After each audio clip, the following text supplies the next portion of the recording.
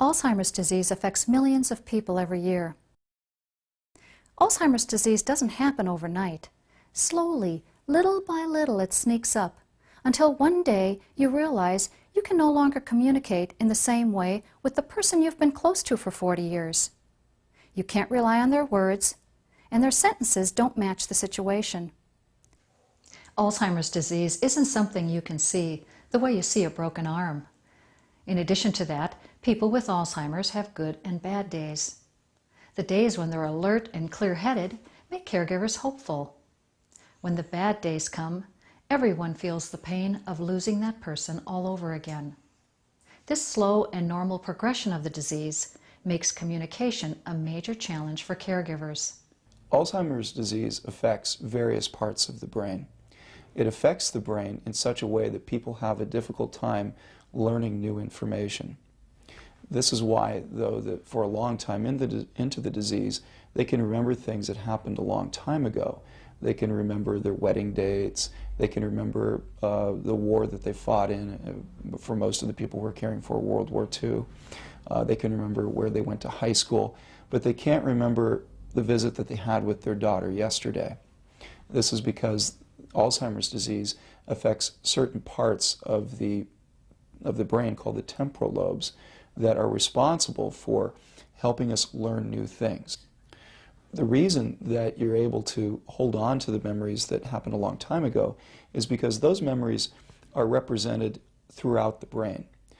Those memories don't require just one or two areas of the brain to be there.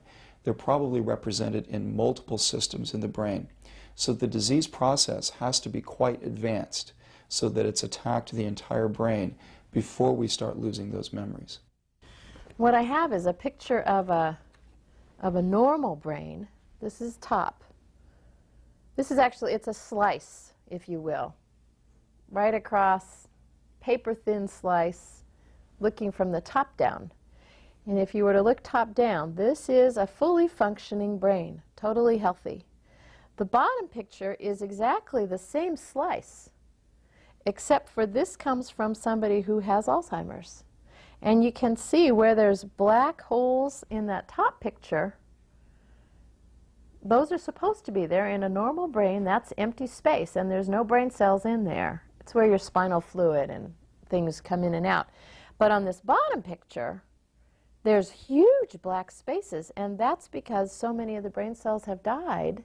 Now there's nothing there, literally nothing. Nothing to think with, nothing to reason with, and nothing to talk with in that part of the brain. Obviously, the whole brain isn't gone, but what Alzheimer's does that is unique to it is it really does affect every area of the brain. There's no place that looks totally healthy anymore, and that's why they have such difficulty. People who have Alzheimer's can't control what is happening to them. They are not able to change their behavior. We have control over our thoughts and behavior. So as caregivers, we are the ones who must change, learning new ways to relate to the person with Alzheimer's. Understanding the disease will help us develop positive attitudes and more effective communication. People with Alzheimer's only have the present moment. Let them know that you enjoy their company. When caring for someone who has Alzheimer's, the most important thing to take care of is that person's feelings. When you keep in mind that their feelings are the most important, there's a ton of arguments that you just won't have because that's going to make them upset. There's no point in it. If you keep in mind that a person's feelings are most important, then maybe today you only do half a bath or half a shower and do the other half tomorrow, because right now they're feeling tired of this business. They've had enough. So you say, they're feeling tired, we're done. If you keep their feelings as the guiding light, I want them to be having a good time, it will make a lot of the choices, I think, a lot easier. All the person who has Alzheimer's has is this minute.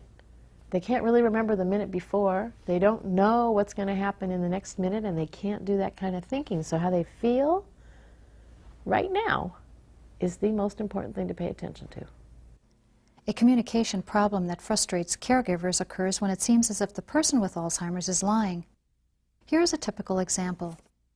A family member calls Dad and asks, "Did you take your medicine today?" Dad replies, "Yes." But when the caregiver goes to visit later, the medication is still in the package, and it's obvious that he hasn't taken his medication for days.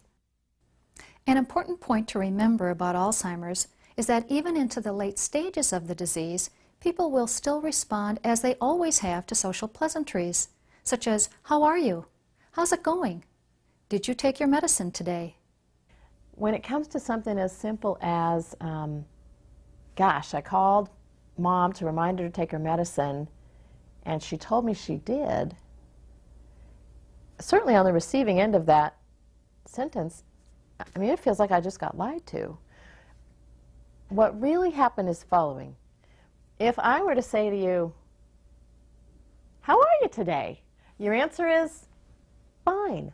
Like everybody says, "Fine." And we say that answer really without even thinking about it. It just comes out of our head. It's the way we've answered that question a million times.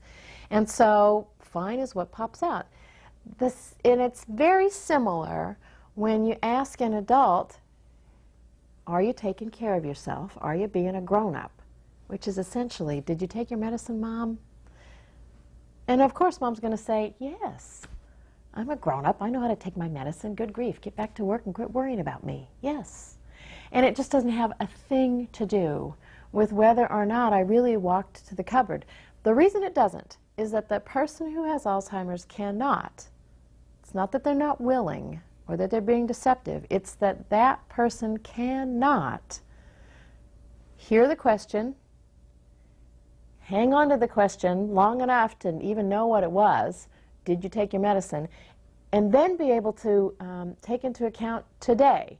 This morning, did I really go into the kitchen, open the cupboard, take out my medicine, and then have my breakfast the way I always do?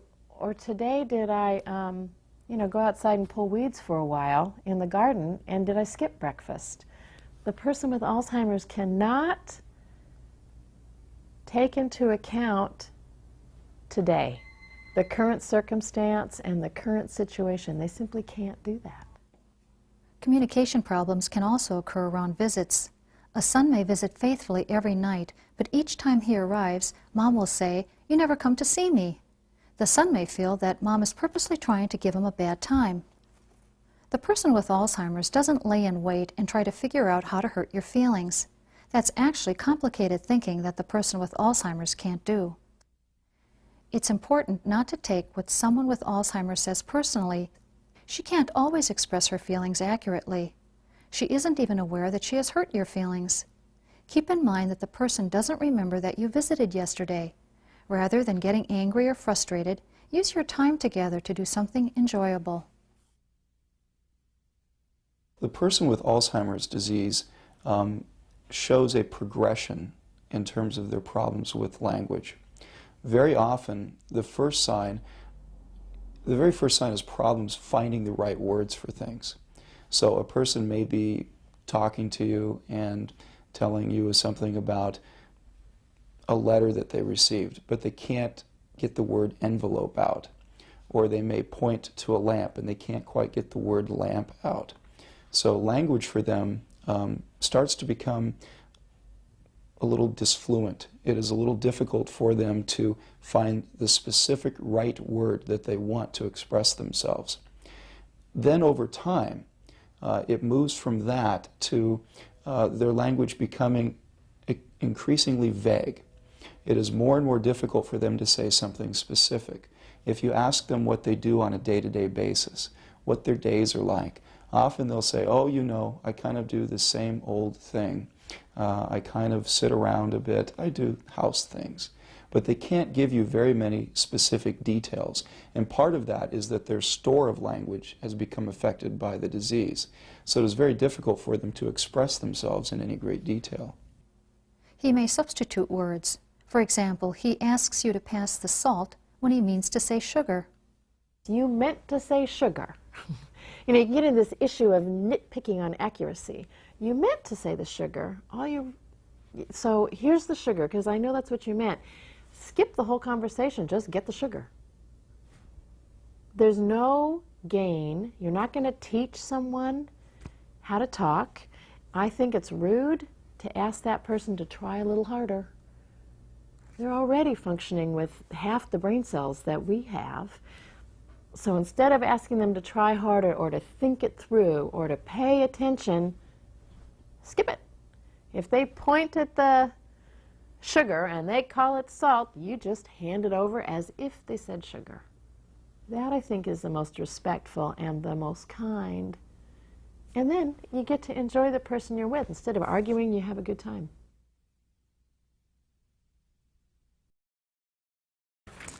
So do you mind if I join you? When are we going to eat? We're going to eat in just a little bit. People with Alzheimer's may ask the same question over and over. Supposed to be? Usually the question expresses a concern they have. Anyone with a concern that isn't being addressed will become louder and more persistent. She may repeat the same question because she can't remember that she has just asked it and her concern hasn't gone away. The caregiver's responsibility is to help soothe the worry. The caregiver's goal is not to make the question go away. The caregiver's goal is to make the worry go away for a second or two, and then the question may come back. It's perfectly okay to give the same answer again if it helped to calm her. Certain situations throughout the day will trigger repetitive questions. That's to be expected. It's not the caregiver using poor technique. It's simply the nature of the disease. People with Alzheimer's may become aggressive in response to the environment. Bath time is often when aggressive behavior is displayed. The caregiver's approach may also play a part. Rushing, speaking harshly, or forcing the person may result in an aggressive response. Please, Rochelle, work with me on this. When someone with Alzheimer's displays aggressive behavior, it is a form of communication. It may be the only way a person has left to say, "Pay attention to me. I don't want to take a bath." When someone is communicating aggressively, our job is to respect that communication. Kicking, hitting, or biting are ways of saying stop. And the appropriate response is to stop. That doesn't mean we don't try again in 5 minutes or a half hour. Now, some of the things you might try are in fact different ways of communicating what you need. Often, people who have Alzheimer's don't do well with a verbal explanation. For example, "It's time to take your bath. I'm willing to help you. Let's go." You know, it's lovely, it's short and sweet, but the words are going to just fly right through. With Alzheimer's, no matter what chore you're wanting to address, the way to communicate it is often by not talking about it at all, and instead using some gestures. And then after that, use body language. So I don't care whether I'm wanting to go to the kitchen or the bathroom or the shower or out the front door. But once I have some eye contact and a nice feeling connection, then you can use body language to communicate what you need. And without saying why or where, you just get the movement. So you use body language, you use a connection that's nonverbal, and then go where you need to go. So that's the first part. Now, for some people, a distraction is going to be a good way to get the chore done. Kind of a different communication style, but you don't want to talk about things that are distressing. I know one woman that if we start singing in her, when she's sitting, when she's relaxed in the living room, just start singing because she loves to sing. And then do the body language and keep her singing. She can take a bath or a shower, it doesn't matter which, because she's really not paying attention to the chore that she doesn't like. She's singing. Typically, there are some very important things that are still getting through in terms of communicating with someone even who has very impaired language skills. It's getting late. What do you think? We should go to bed now? Okay. Yeah, okay. So even to the very end, the person can understand tone of language, so that something that is said with a loving tone is understood quite a bit differently than something that is said with a harsh tone. The person can catch those sorts of social differences in terms of the use of language. They can also understand body posture. So when we're saying something to someone that we really care about, we lean forward, we sort of soften our posture versus sitting back and crossing our arms and being more distant. So that's a difference also that stays late into the disease process. So even if they're not understanding the specific words, they're often understanding the context that the communication takes place in. What you want to do for effective communication is to use a variety of cues to get the person to have a chair. You might pull up a chair beside that chair and sit down as you're saying it, because that's a typical social cue. When one person sits down in a friendly situation, the other person usually sits down. So what you're trying to do is to maximize the odds that they're going to catch your meaning. And you do that by setting up the social setting. You do that with physical cue and touching, and then you do it by using simple words and simple phrases. Avoid the use of negative words when communicating with someone who has Alzheimer's. Words like no, don't, or can't create resistance. Let's eat later is a more positive expression than don't eat now. You messages can put people on the defensive. Using I messages along with an enjoyable distraction and gestures is more effective than you messages. Instead of using messages such as you're up too early, you need to go to bed, try leading with statements such as I'd like a little snack before I go to bed. I'm getting sleepy. Then follow that with gestures. Even when people with Alzheimer's can no longer talk or have trouble finding words to form sentences, they can usually still sing a song. Often they can remember the lyrics of the song from beginning to end. Many Alzheimer's patients can still read as well. Singing and reading can give the person great joy, and hearing a loved one's voice can be very comforting for family members. I ask caregivers to never talk down to the individual with Alzheimer's disease. I ask them never to baby talk. The fact that you are having problems with language does not mean that talking to them like a 4-year-old is going to help with that. It just doesn't. So the communication should still be adult to a respected older adult. And so baby talk doesn't work neurologically, and it's insulting. So that's the first thing I ask people not to do. I ask them to shorten their sentences. I ask them to use a lot of visual cues and social cues. People with Alzheimer's often ask about people who have passed away years ago. Where's Mom? Where's Fred? It is not helpful to remind her that Mom or Fred has died.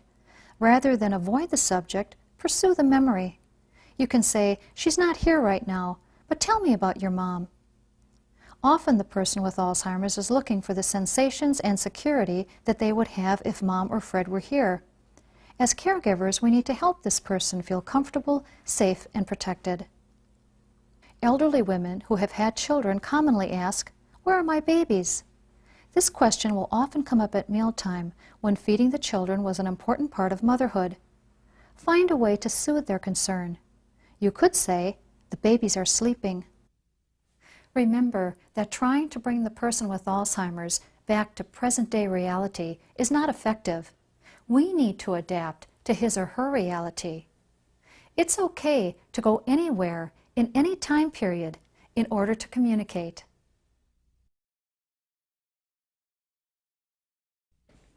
One of the questions that family members and care providers ask fairly frequently is, how often should I visit, or should I visit at all, the loved one with Alzheimer's disease? They don't seem to be understanding what we're saying. Most of the time they don't seem to recognize me. So should I visit? And I think the answer to that is you should visit because it's important to you. You should visit because they may catch some things on some days. And just if you can make the interaction within that moment pleasant? Regardless if they're understanding a lot of the words, did they enjoy the activity? Were you able to sit down with them? Were you able to share a meal with them?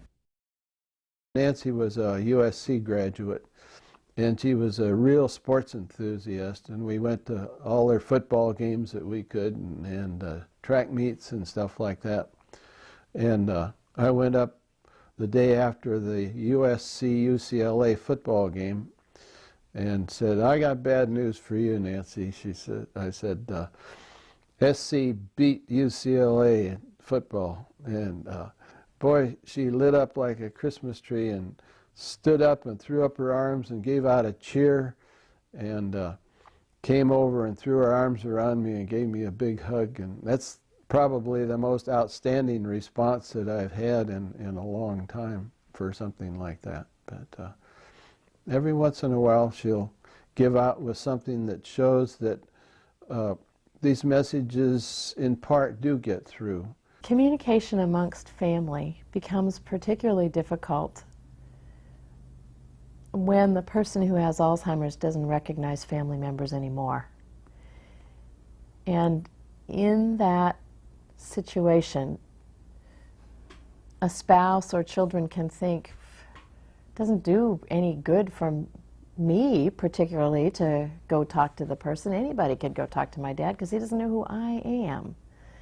But I would disagree with that. There is a richness, even though it's going to be way different, there's a richness that happens because of our history together that can only come from people that have been family or friends for a long, long time. And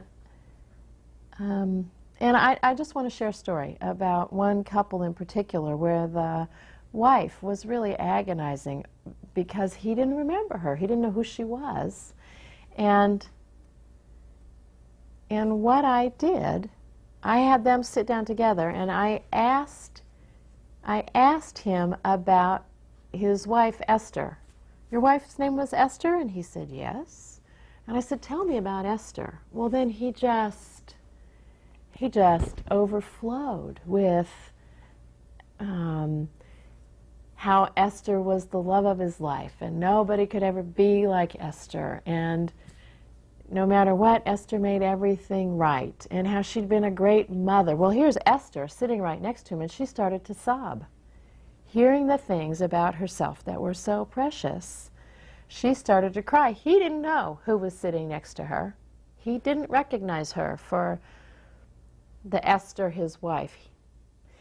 But he did know there was a woman sitting next to him who was crying, and he put his arm around her in the sweetest way, and he was consoling her. And in its own very unique way, it was a way for them to have communication about the current grief. It was a way for her to get some real consolation from him. He could give that to her. "I can tell you need me, and I know how to help you." And he could do that out of instincts and a lifetime of history together. That's a kind of communication we can get from the person who has Alzheimer's by using their strength, and their strength is their old memories. They can talk about the old family vacation. They can share those really precious memories. And I think for family members to be able to hear those things is a worthwhile gift to share, and no one else can do that. Even though the person with Alzheimer's no longer understands or communicates as well as he or she once did, there are many ways you can still enjoy your time together that do not rely upon language or what we think of as ordinary conversation. The person with Alzheimer's can find comfort in your presence. You communicate more effectively when you share a loving touch or a happy reminder of something from the past. People with Alzheimer's have only the present moment. There's beauty in simplicity and being in that present moment with them.